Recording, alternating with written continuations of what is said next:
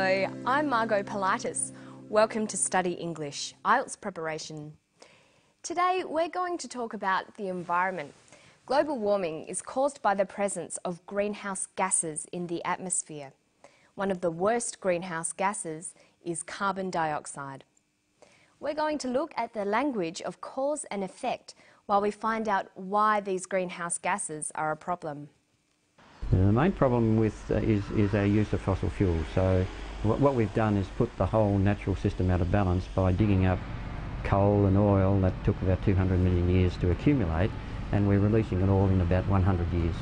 So it's put the whole system just out of balance at the moment, which has resulted in higher levels of these gases in the atmosphere. That was Dr. Roger Franci talking about the natural system. He says that the natural system is out of balance. He also talked about the causes and effects of this. Listen for the main cause of the natural system being out of balance. The main problem is our use of fossil fuels. He says the main problem is our use of fossil fuels. So if we look at a table of cause and effect, we can say that the use of fossil fuels is a cause, and the natural system out of balance is an effect. Listen again. The main problem is our use of fossil fuels. So what we've done is put the whole natural system out of balance by digging up coal and oil that took about 200 million years to accumulate, and we're releasing it all in about 100 years. So the natural system has been put out of balance by people digging up and burning coal and oil. This releases gases into the atmosphere. Coal and oil are fossil fuels. So if we go back to the table of cause and effect, we can say that digging up and burning coal and oil is another cause. See if you can hear another effect. The main problem is our use of fossil fuels. So what we've done is put the whole natural system out of balance by digging up coal and oil that took about 200 million years to accumulate, and we're releasing it all in about 100 years. So it's put the whole system just out of balance at the moment, which has resulted in higher levels of these gases in the atmosphere.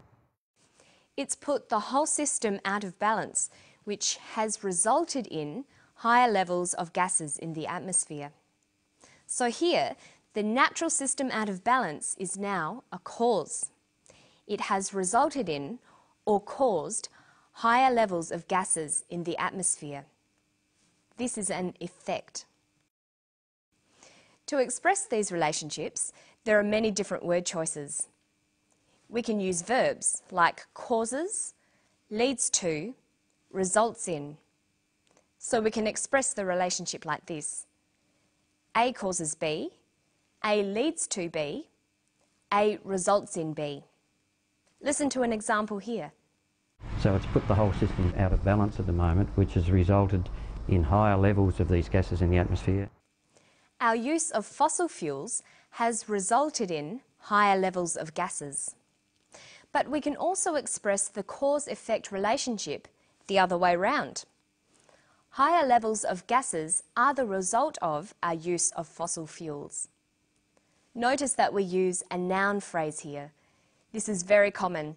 We can use nouns like the result, the effect, the consequence. If we look at these effect relationships, we can say B is the effect of A, B is the result of A, B is the consequence of A. Remember that it's always important to have a variety in your language.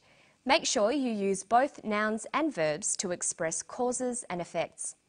This will make your written work and your speech sound more interesting. Okay, so Dr. Franci and his team have designed a new way of measuring one of the worst greenhouse gases in the Earth's atmosphere, carbon dioxide. Listen for what they're trying to find out. We need to understand what happens in the tropics. That's where the biggest forests are, and that's where some of the biggest changes are occurring in terms of human modification of those forests through conversion to agriculture and regular burning of these forests. Our interest is not so much in that diurnal or daily variation, we're interested in what's happening on time scales of days or months or years. They're interested in what's happening over days, months or years. Their interest is not so much in diurnal or daily variation. The conjunction or here works to connect alternative meanings. In this sense, or means that is, I mean. We're interested in diurnal, that is, daily variation. We're interested in diurnal, I mean daily variation. The second word defines the first. It tells the reader or listener what the more unfamiliar technical word means. Listen again for what diurnal means. Our interest is not so much in that diurnal or daily variation. He says diurnal or daily. Diurnal means daily. See if you can work out the meaning of CO2 here.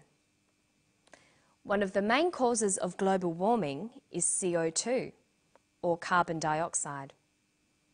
CO2 or carbon dioxide.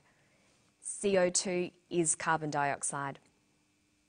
When you're looking at environmental issues like global warming and greenhouse gases, it's often necessary to be familiar with these kinds of chemical terms. You should try to learn the more common ones, like CO2. You might want to keep a copy of the periodic table in your notebook. That's the list of all the chemical elements and their abbreviations. Here are some of them. Hydrogen is H, but helium is He. Notice that with abbreviations of elements, the first letter is always a capital and the others are always small. See if you can guess these ones. Oxygen, that's O, and carbon is C. But they're not always that easy. Lead is Pb, and sodium is Na. Okay, now let's listen to Dr. Francie talk about the new CO2 measuring device. Then we'll look at the names of countries and nationalities. There's been interest from Korea, Japan, France and Malaysia, where the analyser could be installed on a 100-metre tower on the island of Borneo. He says there's been interest in their device from Korea, Japan, France and Malaysia. It's important to learn and recognise the English names of the major countries of the world, their nationalities and how to spell and pronounce these. It's a good vocabulary exercise to make lists of these families of words.